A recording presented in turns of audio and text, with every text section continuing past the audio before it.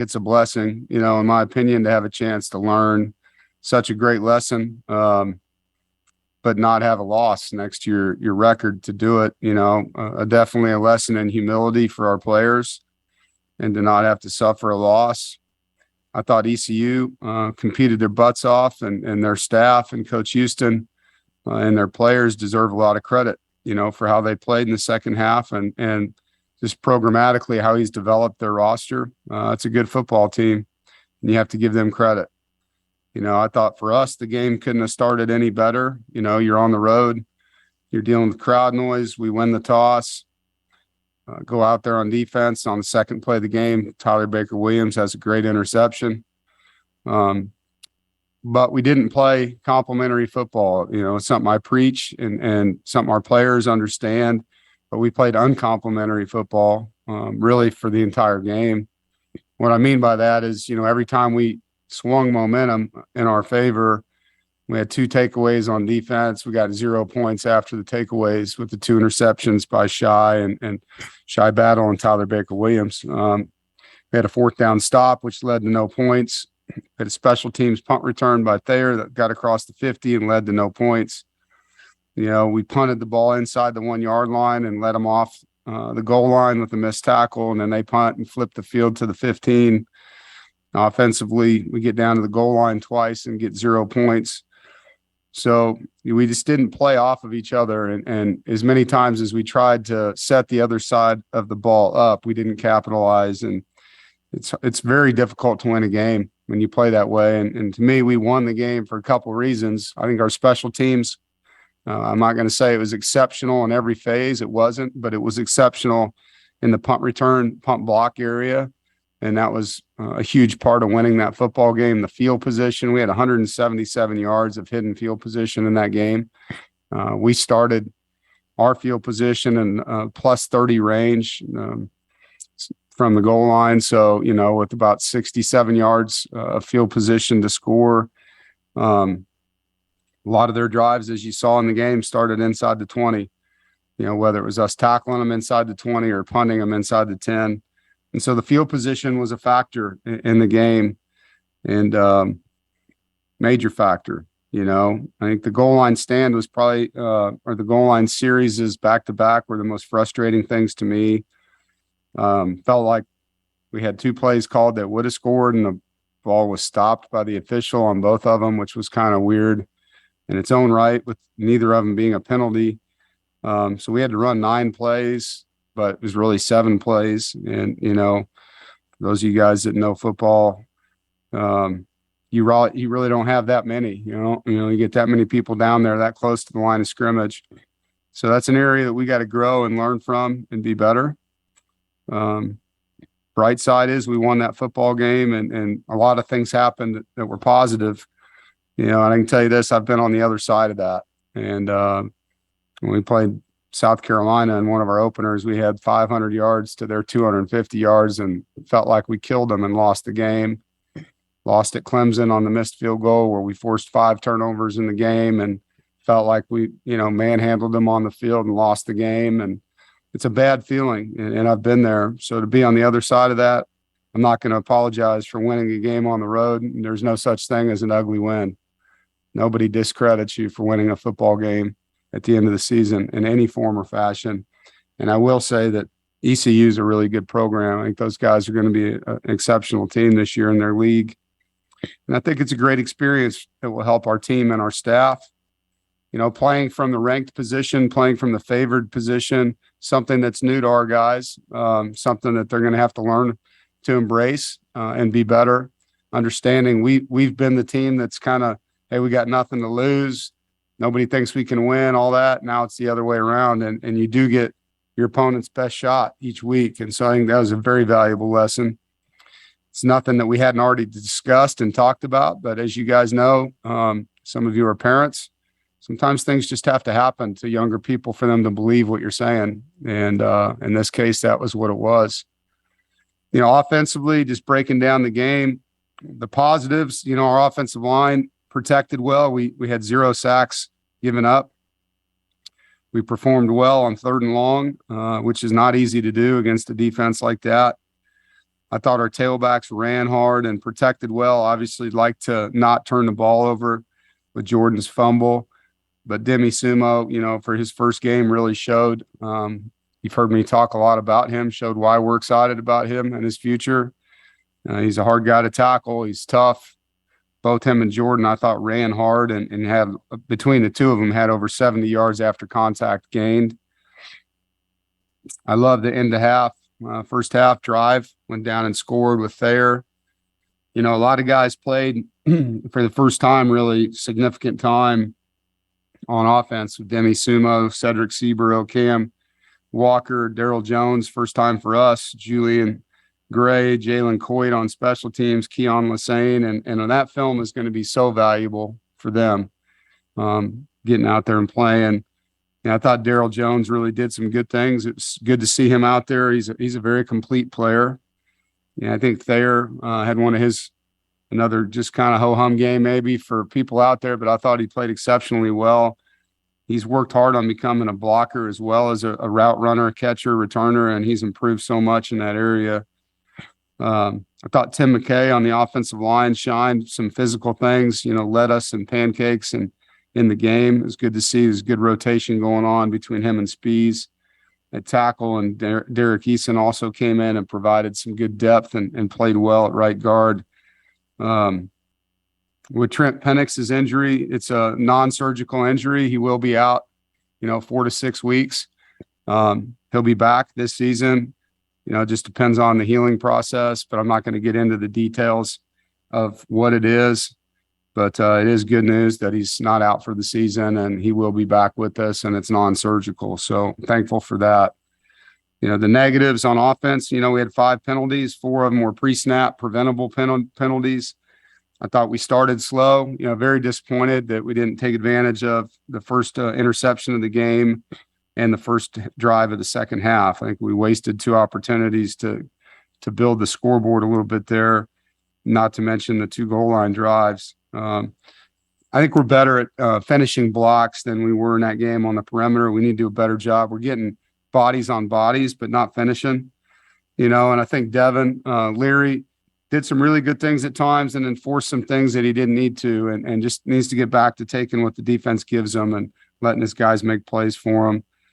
On defense, very positive to get 2 interceptions. Thought we responded well twice. We had 3 what we call sudden changes, where the other team's coming on the field with some momentum due to a turnover or special teams play, and twice we forced punts out of those 3. Really liked the way Savion and Davin Van played. I thought they were physical. Thought they knocked the line of scrimmage back and made it hard to run the football. CJ Clark being back out there is a positive. That game's going to build a lot of confidence for him. We had 4 3-and-outs. We had no pre-snap penalties on defense, and we worked hard. They were a big hard count team. They got a lot of teams last year to jump off sides on defense, so that was a positive. Negative, I don't think we handled the quarterback run game, the scrambles and the draw the way we could have. We missed way too many tackles, maybe a record for us on missed tackles in the game. And, I take the blame for that. We didn't tackle enough in training camp, obviously, trying to get these guys to get to the first game healthy, and that was a success. But at the same time, it didn't feel like we did the things that we routinely do as tacklers. Is a defense that was top 5 in the nation for fewest missed tackles a year ago, and a lot of those kids are playing. And so they're capable. We need to get back to that, the fundamentals of that. Very important fundamental for that side of the football, probably the most important fundamental. I think the busted red zone coverage on Derek Pitts was disappointing. Experienced player, had his eyes in the backfield on a play action. Peyton's MRI came back completely clean, so that's just going to be time. He's sore, but there's nothing that's, damaged as far as the shoulder goes, other than, he's sore. He hadn't played football in over a year that way, and so he's going to need to give him a chance, and it's a day-to-day recovery. I won't know more than that until time is really the biggest thing. But the positive is it's not a season ending. It's not a surgical type repair. He just needs time to kind of rest up on it a little bit. On special teams, the bright spot of the game to me was the punt return, punt block unit. Josiah Provolone getting out there and blocking a punt that Sean Brown scores on was a huge play. Awesome play by him. Good design by Coach Goebel. We've now scored a touchdown on special teams in 5 straight games, which is remarkable. And Todd Goebel has done an incredible job with these units and getting these guys to play that way.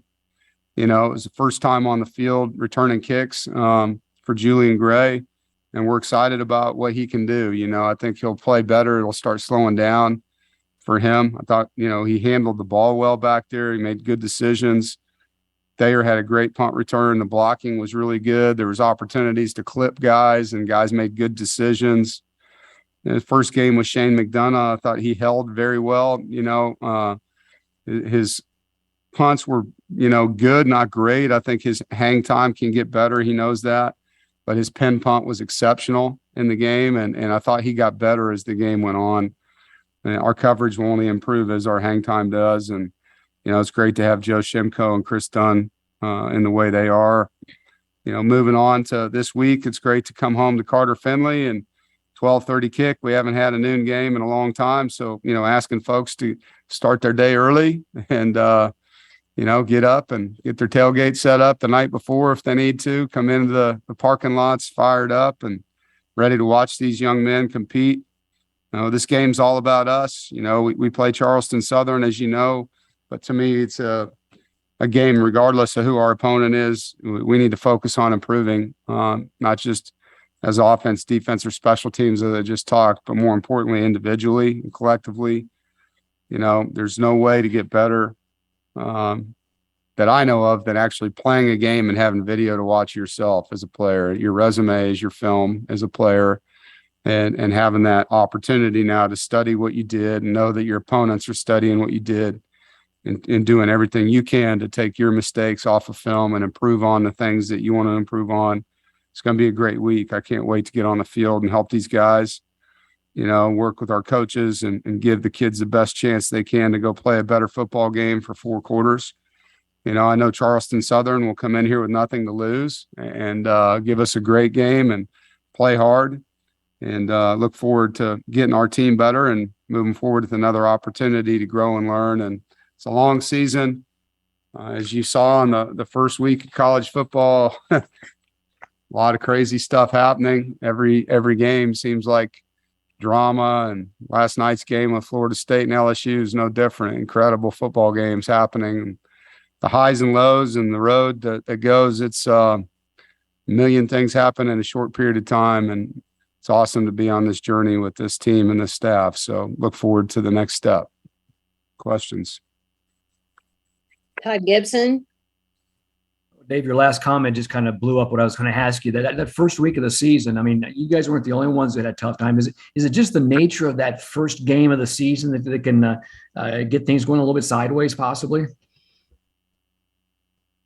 You know, I was thinking about it obviously a lot since the game, and I didn't count the days, but we hadn't played a real football game since UNC, you know, because of the bowl. And so it's been a long time, and some of the guys that were playing are returning from injuries, and they'd been out, you know, 5 months longer than that, some of them. And so obviously there's going to be some growing pains with that much of a break between that game and the last game.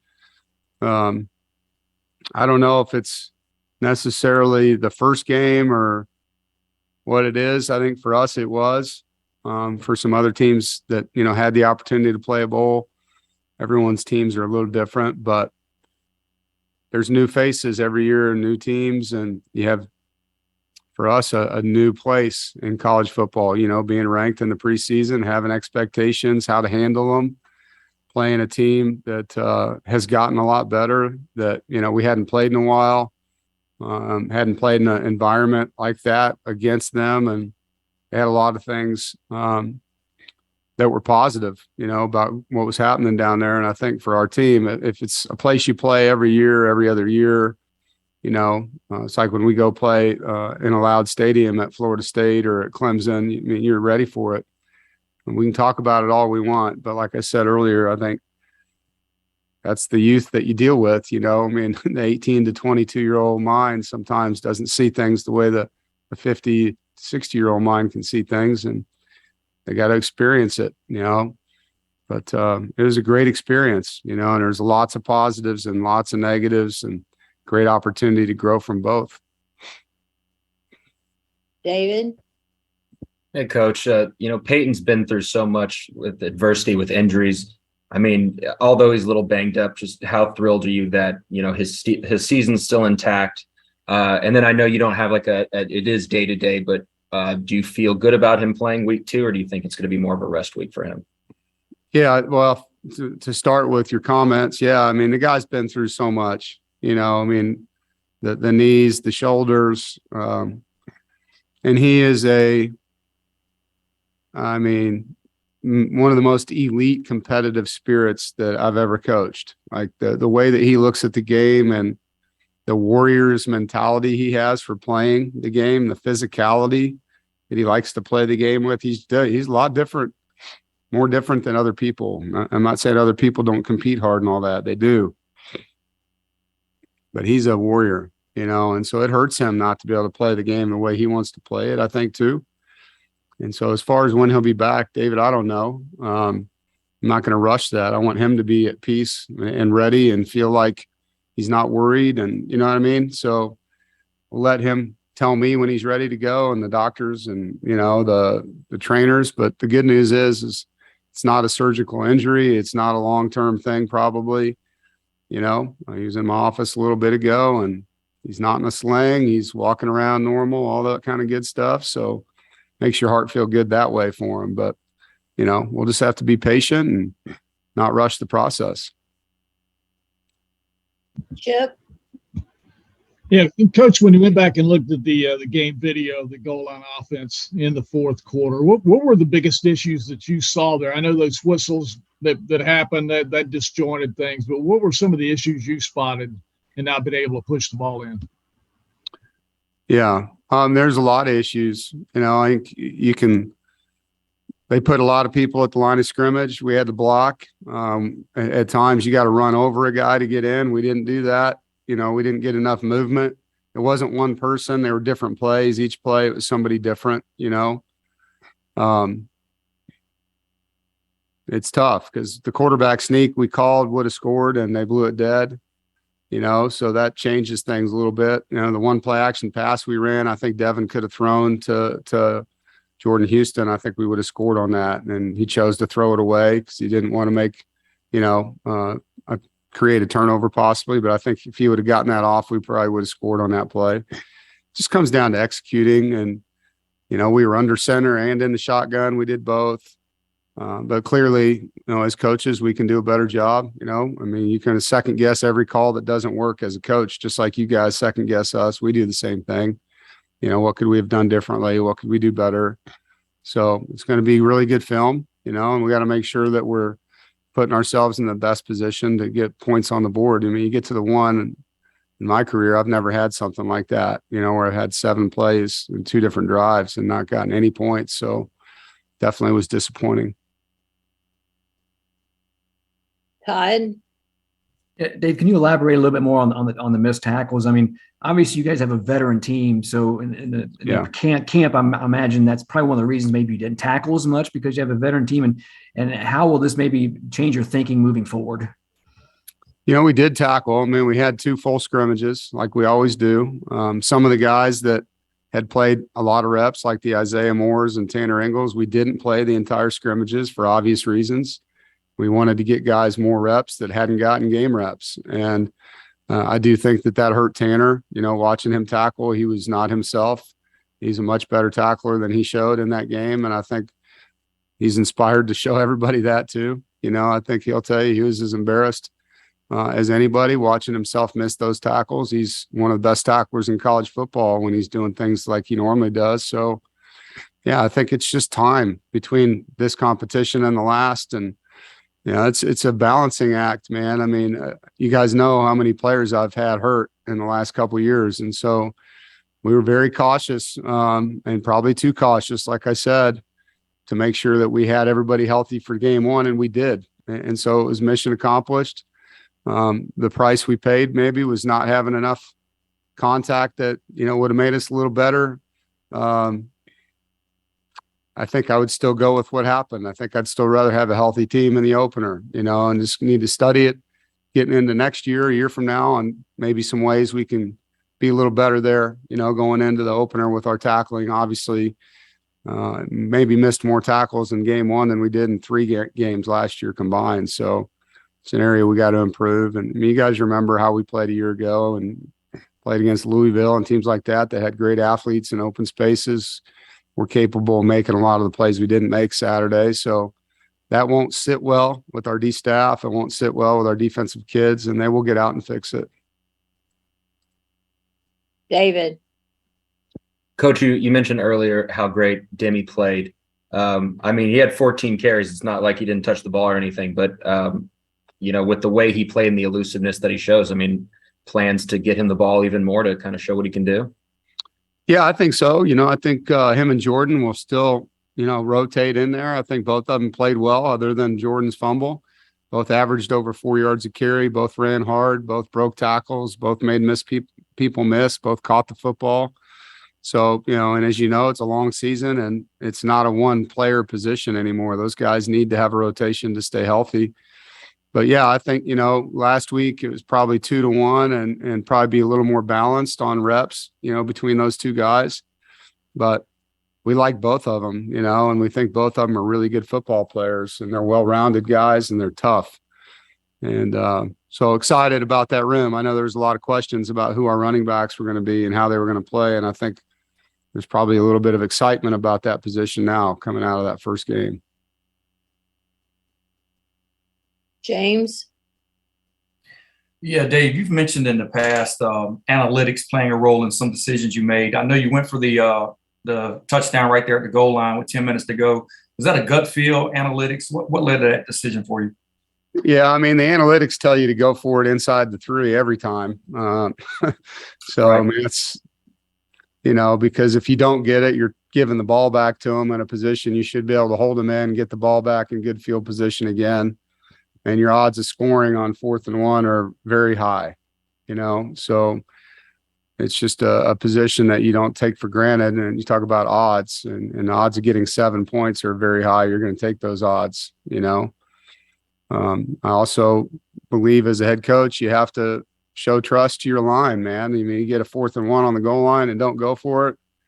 If I was an offensive lineman and my head coach did that to me, I wouldn't be very happy. That's just not how I look at things. I need to give those guys a chance to earn it. We didn't. So they owe me one, and they know it. And that's kind of where we are. I think, I'm not a cautious guy when it comes to going for things. I didn't get to be a head coach as young as I was by being cautious as a coach. We're going to be aggressive in this program. And sometimes it's not going to work. Not everything's a guarantee, but when it comes to trusting who you are and sticking with your vision and trusting your guys, I'm going to be that kind of coach. And if it doesn't work, at least I'm going down swinging. Reason I ask is, you had the 10-point game against Wake in 2018, Miami 2020. So just getting to 10, was that, obviously you're not playing for 10 at that point, right? You too much game left. Yeah. You'd love to have 2 possession lead. There's no doubt about it. And, maybe if the game was in the final 3 minutes, right, it'd be a little bit different conversation. But with how much time was on the clock to say that that's going to end the game, it's not, James. There's just too much time on the clock. And again, the odds tell you to go for it. And so I don't know if any of you guys like to gamble, but you're going to take your odds when you have them most time, and you're going to go with who you are. And if you're a cautious guy, you'd probably make a cautious decision. I'm not. Appreciate it, Dave. Yep. Gibby.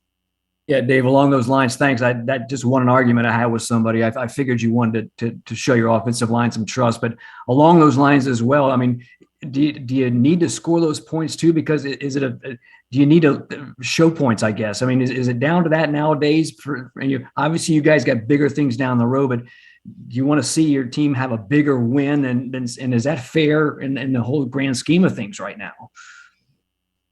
I'm not sure what you mean by that. Well, I mean, just to have a more points scored. I mean, have a bigger win against an opponent, and look how that will look on your resume as you're moving forward. That's the last thing I was thinking about when I'm making a decision in the middle of a game.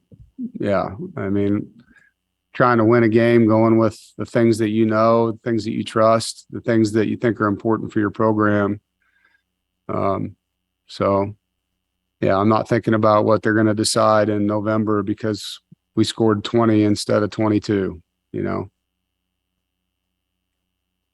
David, Looking forward to this week. Does having Jack Chambers on the team, does that offer any competitive advantage?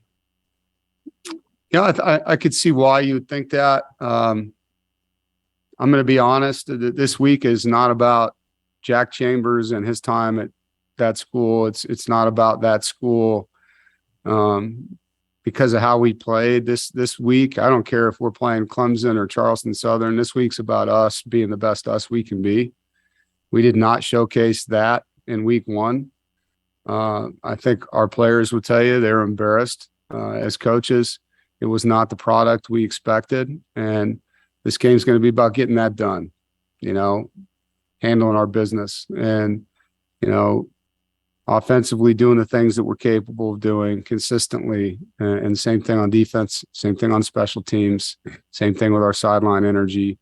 We need to bring our best to the field and we need to play the game the way that we know we can play it. And that's what this game's about. The fact that Jack went to school there, it's a side story, I think, more than anything.